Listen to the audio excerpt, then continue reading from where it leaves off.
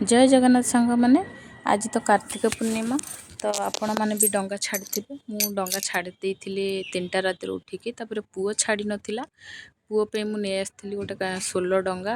कहीं तो कदली डंगा छाड़ती किंतु सी कांदिला बोली आम 16 डंगा देलु सेपटे देखिपे खाली कदली डंगा ही प्राय भासुची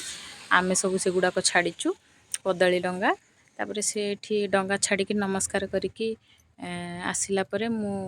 उपरकू गाड़िया उपरकू पलि आसती बंध को सेठू मो स्वामी जेहेतु बाहर अच्छा गोटे डंगा छाड़ापी कहीं सेठी से बाहर तो डंगा छाड़ी पारे से गोटे डंगा छाड़देली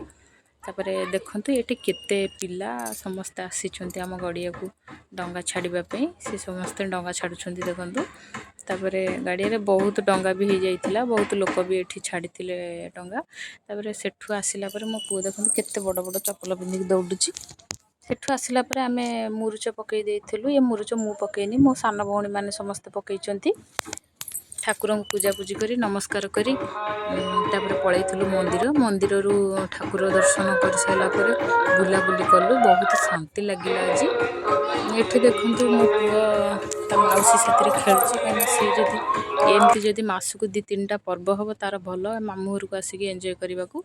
सी देखु सी भावुची मौसी की एमती बुले बुले फोपाड़ी दब बोली सेठू आसला आम बहुत भोक कला सुजी खीरी मुझे चा करी चूड़ा भाजी देती तापर खाई साइला परे एठी सब आमर पनीपरिबा आसिक थुआ जेहेतु आमर पूर्णिमा पाली आज आमर पूर्णिमा पाली तो ये देखु बो खुड़ी भाउज समस्ते पनीपरिबा काटी दौरान तापर पनीपरिबा गलापर रोसई सेपटे चलला देखु केते डेरी है भोक विकल आम पूरा बसीचु मन मारिकी 2टा 2:30 खाइबा आसला भात डालमा खीरी खटा सब फाइनाली आम बसिक समस्ते खाइलु एत भोक थिला जे जदि भल लगी लाइक और सब्सक्राइब करदेवे।